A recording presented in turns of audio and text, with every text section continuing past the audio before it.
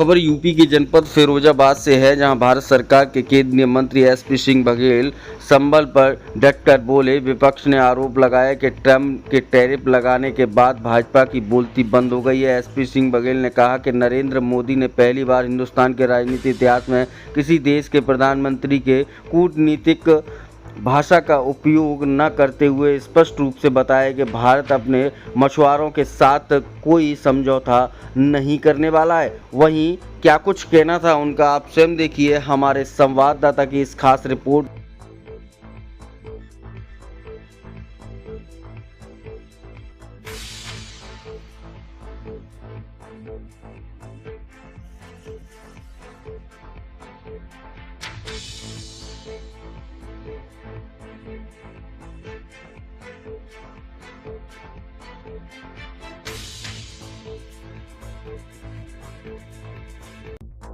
Trump का x पर load किया है और कहा है कि भाजपा की टैरिफ पे बोलती बंद हो गई, क्या कहेंगे इस पर?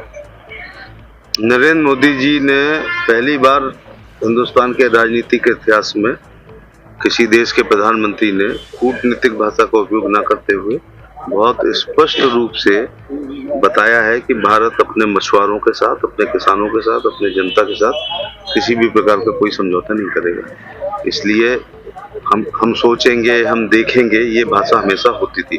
तो प्रधानमंत्री का इतना बोल्ड बयान, वो भी विश्व के शक्तिशाली देश के खिलाफ, एक बड़ी बात है।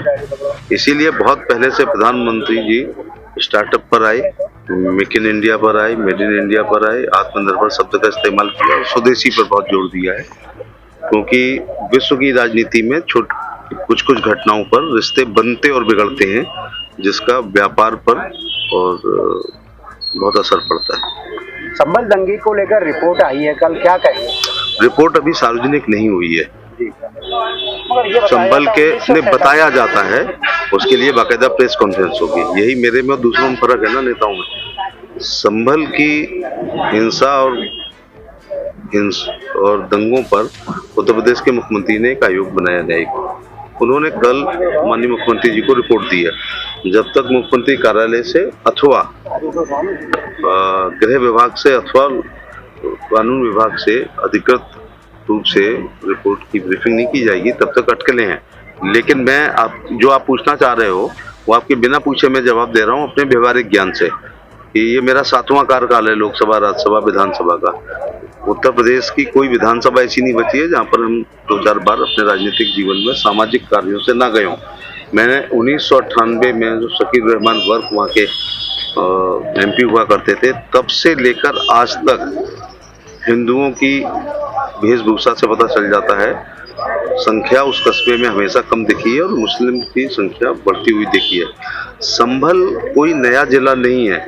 जिला नया हो सकता है, वो नगर नया नहीं है, क्योंकि हमारे पुराणों में कल्कि अवतार की जब अवधारणा आई है तो उसमें कहा गया है कि घोड़े पे बैठ के संभल नामक स्थान से कल्कि अवतार होगा। और इस्लाम 7वीं शताब्दी में तो बना है। 1192 में मोहम्मद गोरी के द्वारा पृथ्वीराज चौहान को छल से हराने के बाद यहाँ थोड़े से पैर जमे। मुगल आते आते काफी साम्राज्य स्थापित हो गया, लेकिन हमारे पुराणों में संभल का जिक्र, इसका मतलब तब का संभल 0 माइनॉरिटी के साथ वो बस्ती थी। और आजकल एक अंग्रेजी में कहावत है, मेजॉरिटी ऑफ द माइनॉरिटी। मुसलमान इस देश में अल्पसंख्यक कहलाते हैं, लेकिन संभल में वो बहुसंख्यक पिछले 50 साल में हो गए हैं। और ऐसा पलायन कोई मन से, कोई अपना घर, बहुत ही मजबूरी रही होती है, वरना कोई अपना गांव और घर नहीं छोड़ता है। आतंक रहा होगा, लड़कियां छेड़ी गई, जमीनों पे कब्जे किए गए। पहला मकान बाजार मूल्य से अधिक पे लेते हैं ये लोग, फिर दूसरा रिश्तेदार आता है, तीसरा आता है, लास्ट में अपनी संख्या इतनी हो जाती है कि आखिरी वाला औने पौने में ही बेच के डर के मारे चला जाता है। तो जो आप रिपोर्ट में कहना चाहते हैं कि वहाँ हिंदुओं की संख्या कम हो गई, वो रिपोर्ट अभी प्रकाशित ना हुई हो, लेकिन मैं अपने व्यवहारिक ज्ञान से कह रहा हूँ कि वहाँ इसीलिए 14 की तूफान में बामुश्किल भाजपा के सतपाल सैनी 10,000 से जीते, जब 4-4 लाख 5-5 लाख का रहा। और 19 भी भारतीय जनता पार्टी हारी है और 24 भी हारी है और 22 का MLA भी हारी है।